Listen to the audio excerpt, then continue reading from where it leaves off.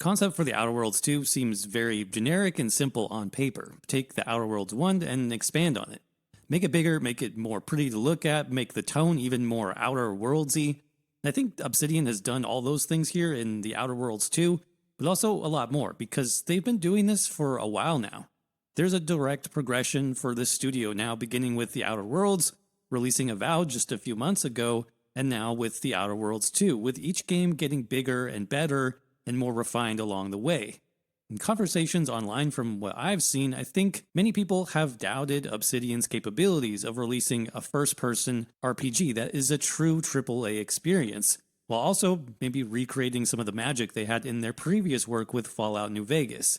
The Outer Worlds 2 is something that is unique. It's something great that can stand on its own, and with its release, Obsidian is out to prove that they're not going anywhere, and that they know how to make a pretty damn good video game.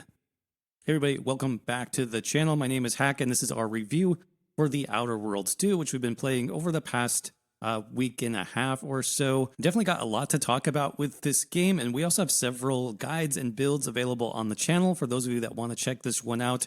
I'll have links down below if you are interested. But let's jump right into character creation. Character creation in the Outer Worlds 2 is not particularly interesting, at least from a visual perspective. You'll create your commander here with the usual array of features: hair, beards, tattoos, piercings.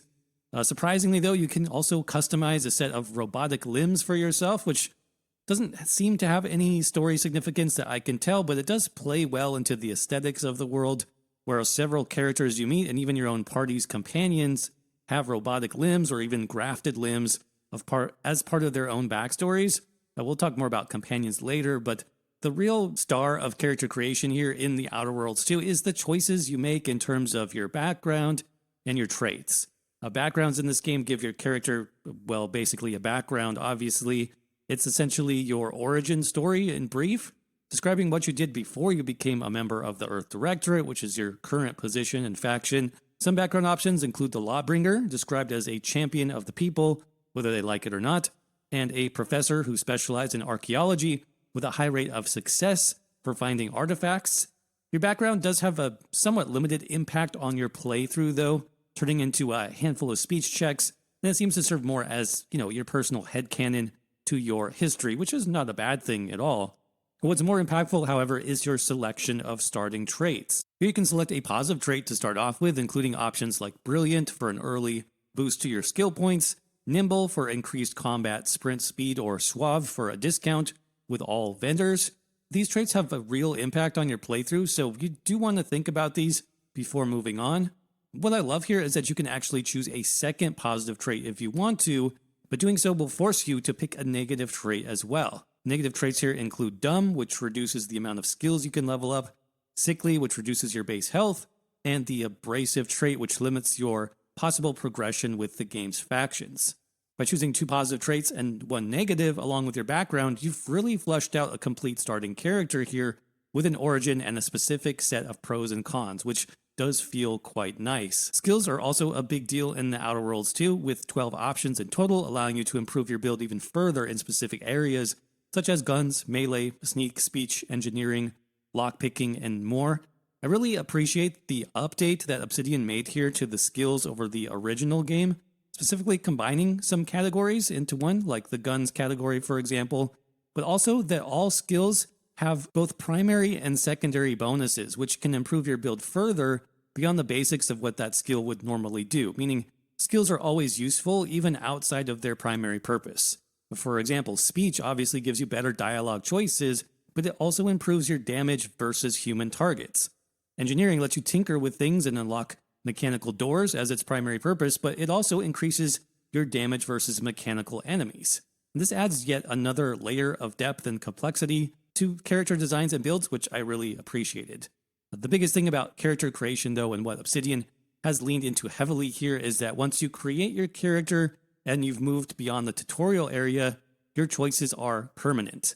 Now, as a person who typically likes to tinker a lot with builds and stats in my video games, this initially seemed like a bit of a downside to me, but after a while playing the game, I did come to appreciate the permanence of my choices as my commander character, and I felt more committed, I think, to my playthrough and the path that I chose. So this design decision, I I do kind of like it now, and it does encourage replayability, as we'll talk about a bit more, because there's just so much to see and do in the Outer Worlds too, and much of it can change based on the choices that you make at the very beginning. Speaking of which, after you complete that short introduction mission to the game and are offered your one and only chance to respec your character, you'll be taken to your first planet to explore, a world called Eden.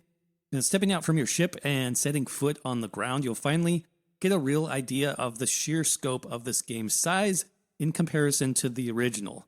The first planet, Eden, is quite large, especially when you compare it to the start of the original Outer Worlds game, which felt much more limited and on rails, as it were. Obsidian has definitely pulled back the rails here in the sequel, expanding basically in all directions to give players a massive playable area just in this first planet alone. I was quickly sprinting through the jungle and climbing and mantling on the cliff sides and exploring every nook and cranny, letting my loot goblin tendencies go pretty unhinged. Honestly, I was not expecting the sheer scope and size here in the Outer Worlds too. And this is one of the biggest differences that I think you'll notice right away between the sequel and the original. If you played the original and were of the mindset that that game was too small and too limited in scope, then I think you'll be pleasantly surprised here. Eden is just one of a half a dozen large locations that you can fully map out. All told, I'd say I spent at least 10 hours alone on the starting planet, even before progressing to the next area through the main story. Just seeing everything that there was to see, including multiple proper cities, huge cave systems, and many, many secret areas. In particular, I was glad to see that the verticality that we saw Obsidian really start to develop in Avowed was back in the Outer Worlds too. Without any spoilers, there is an entire side quest on Eden where the whole point of the mission is to climb to the top of a mountain, which requires plenty of mantling and precise sprinting and jumping, plus more that I won't spoil, obviously. But if you played Avowed, one of the best aspects of that game, in my opinion, was the exploration piece of it and uncovering hidden secrets and loot. And the Outer Worlds 2 definitely has that same feeling of exploration baked in, which I was happy to see. And now the other standout feature for me, at least in the Outer Worlds 2, in addition to the amazing exploration and world size, is of course the game's story, characters, and factions. Obsidian is well known for their story-driven RPGs, and the Outer Worlds 2 puts those skills on full display. The story is meaty enough on its own, but it also accounts for a pretty small portion of the total gameplay that you have in terms of side quests, faction quests, and even companion quest lines. And if you like that juxtaposition of sarcasm and corporatist vibes from the first game, the Outer Worlds 2 definitely expands on that language, especially through its factions system. I actually love the factions in this game. It's one of my favorite parts of the game, in fact, which was also surprising to me, as typically I don't really get into factions in games like this. In my opinion, the faction design in the Outer Worlds 2 is some of the best, most complete factions I have seen in an RPG like this in years. And it's clear to me that so much time and care and precision went into designing the three main factions of this game. Beyond just, visual designs and aesthetics, which are already fantastic, but also just culturally. I mean, each faction presented here is different down to the specific words they use in their dialogue or the leadership structures, even the food, and of course the weapons and armor that the factions use. Everything is specifically tied to the faction. And there's even one of my favorite perks in the game called Brand Enthusiast, rewards you for using all your gear tied to one specific faction. It's honestly an incredible level of detail, which probably not everybody will care about or appreciate, but I do.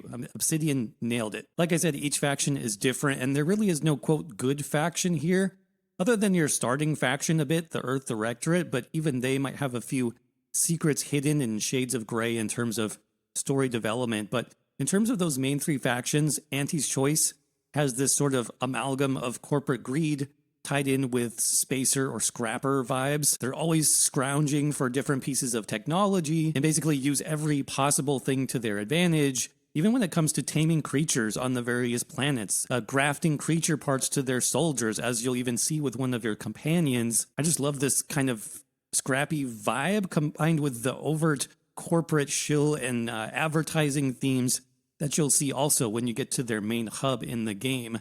And then you have the Protectorate faction, which is just basically a hardcore military faction with elements of like divine belief that they're the only ones good enough to control the universe, that their leadership is divinely chosen, basically. There's one side mission, totally optional, by the way, where you can explore a protectorate museum, and there's all these cutout figures, animatronics explaining their origin story or whatever, which is cringe-inducing, but you can also see, like, why the people act the way they do, because there's all this depth to their background story here.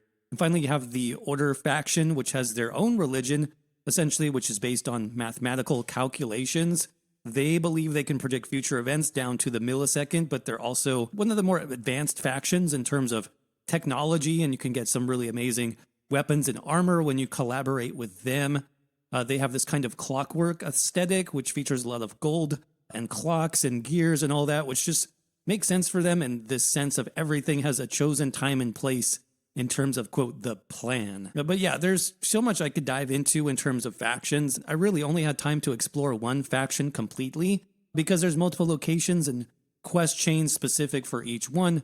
I went with Auntie's Choice for my first playthrough, mostly having to do with one of my favorite companions, Inez, also being heavily involved in Auntie's Choice, but I do fully intend to explore the other factions more in my future playthroughs because your choices do heavily impact your playthrough and what you have access to for each faction. Now, Companions is another system that Obsidian has worked hard to level up in the Outer Worlds 2 versus the original and even previous titles like Avowed and New Vegas.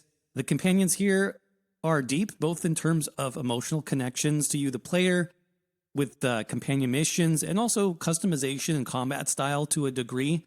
In total, there are 6 unique companions here, which you can choose to use or not. It's up to you. Companions do have their own backstories, which are also tied to factions as well. Like here, Obsidian has tried to address one of the complaints with their more recent title, Avowed at least, which was reactivity, or basically companions reacting to events or things that the player does. And they've done a pretty good job. Companions in Outer Worlds 2 can actually leave you at any time for multiple reasons. If you don't side with them, for example, in various missions, your reputation with that companion will slowly fall. But also, if you attack or kill an NPC from their same faction, they might just leave you instantly and never come back. But yeah, there are multiple ways that companions can leave your party, and you can also dismiss them at any time. You don't have to use companions, it's just up to you. But I do recommend using them though, or at least picking a few favorites here, because they do have some great quest lines, which do see their characters kind of develop and change over time. Plus, they'll get upgrades, so they'll become really good additions to your party, specifically when it comes to combat. Each companion does have a focus, it seems, whether it's DPS, crowd control, healing, or tanking, and up to 2 companions on your team, plus yourself, can develop some pretty good synergies in terms of combat. For example, Niles, one of your first companion options, can taunt enemies from range with his gun, similar to Kai from Avowed, actually, if you're familiar with that, which is really great for grabbing enemies' attention while you damage them. And then you could add in Inez, who has a background as a combat medic and can heal you and throw med packs. That was kind of my default companion combo during my first playthrough, and it's really effective. Now, in terms of companion progression, your companions do level up with you, and they gain new abilities every 5 levels, up to level 30. So over time, you can get some compelling and specific companion builds going. Companions also can gain new abilities by completing their personal story missions with you, and eventually upgrade their set of weapons and armor by discovering companion mod packs hidden throughout the game. These are not equipable items per se, the same way that your character can equip items. They're just straight up upgrades. And the difference the upgrades make can sometimes be negligible with small things like 10% corrosion resistance or plasma resistance, for example. But as you mod your companions' armor and weapons, their appearance changes over time as well, with new armor, helmet, and weapon variations. So you can visually see that progression over time too, which is nice. I do wish the upgrade system for companion gear was as good as the companion skill tree, either with better, more impactful upgrades, or just more options, or even the option of equipping different gear pieces on companions like you do with the main character. I realize it makes sense that companions can't just equip anything because they have specialized skill sets that match their character, but letting companions equip specific gear types like rifles for Inez or hammers for Tristan, I think would have been a really cool addition here.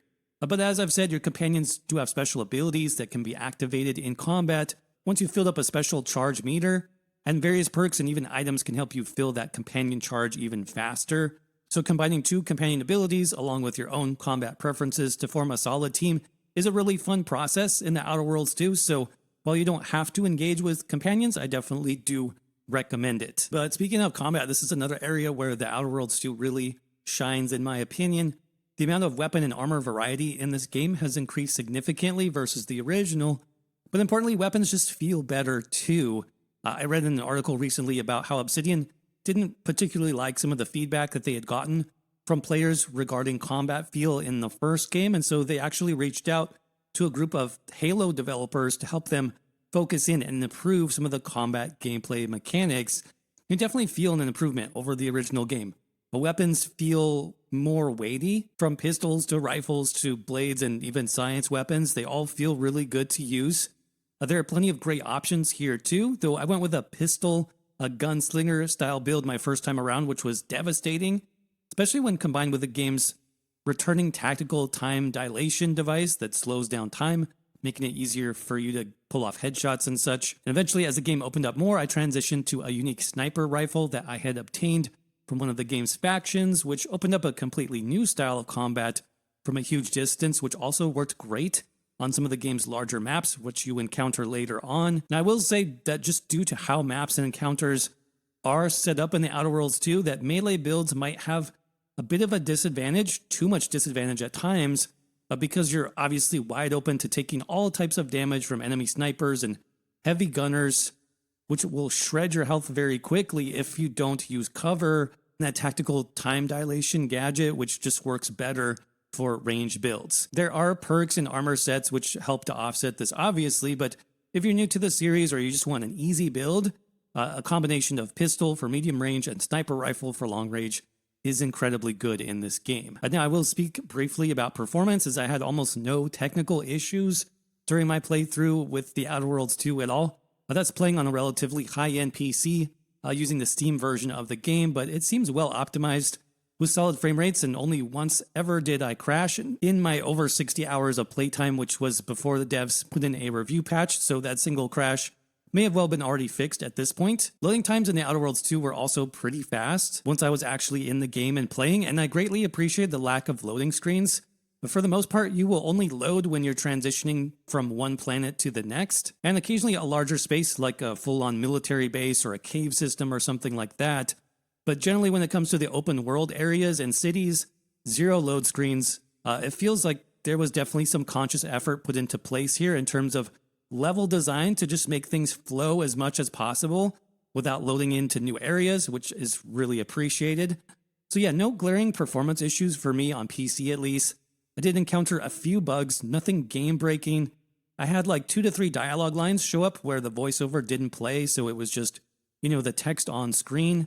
That's with over, of course, hundreds of spoke lines in the game, so I'm sure that will get fixed pretty quickly. And then the most annoying parts, for me at least, in the entire game was dealing with the map.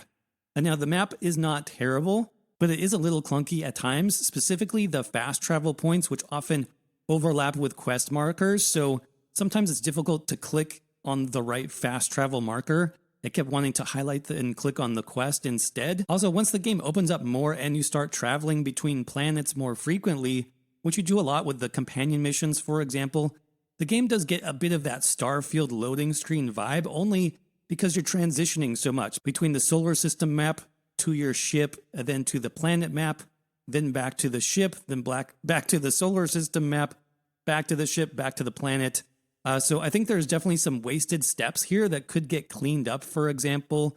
But when you're on the solar system map and you select the planet you want to travel to, you should be able to choose to travel to your ship or just travel directly to the planet. Most of the times I was just forced to travel to my ship and then just walk out of the ship. So yeah, something like that would be nice. Also, I think having a dedicated fast travel to ship button, no matter where you are on a planet map, would make a lot of sense. Like a hotkey, for example, that would be awesome. But to sum things up here, I want to talk a little bit about Obsidian as a game studio and the way that they've progressed really in this new era of video games, specifically in regards to first-person RPGs that they are known for, dating back to like New Vegas, and now with new titles from the Outer Worlds to Avowed, and now the Outer Worlds 2. Many players and critics have spoken at length about Obsidian not living up to the quote glory days in terms of like New Vegas, which I don't know that I agree with that. The New Vegas feels more like an outlier than anything at this point.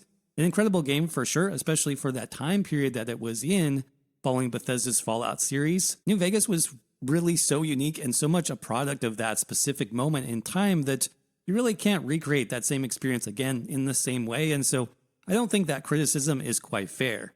Still, Obsidian has worked hard to build a reputation for itself out from Fallout New Vegas since then, and we're starting to see the evolution now with each new RPG title that they bring out. More than anything, The Outer Worlds 2 is a definitive answer to that past criticism. Its scope is huge, its gameplay systems, dialogue tree, and choices are deep, and its world design and faction design has really hit an all-time peak as far as I'm concerned, but it hasn't been easy. Gradually over time, and especially with more money and more resources and the backing of Microsoft, Obsidian has finally been able to achieve a modern vision of a truly interactive and choice-driven RPG in this beautiful first-person setting. Now, yeah, it took 3 games to get here, The Outer Worlds, followed by Avowed, and then The Outer Worlds 2, before that vision could really start to take shape. But now we're here, and I think it's been well worth the wait. Barring any huge, technical issues on console, I think this is going to be their best received RPG yet. Hopefully the DLCs will be just as good as this initial offering too, because there's so much more that they could do now in terms of follow-up content in this world. It's actually going to be really hard for them to top this game, I think, but I can't wait to see where they go from here next. And until then, we have a great game to enjoy, so I'm going to get back to it right now. Thanks for watching this review of The Outer Worlds 2. We'll have a lot more video and website coverage in the weeks and months ahead of this fantastic RPG. So check down below for more links to that, and I'll see you around in the next video.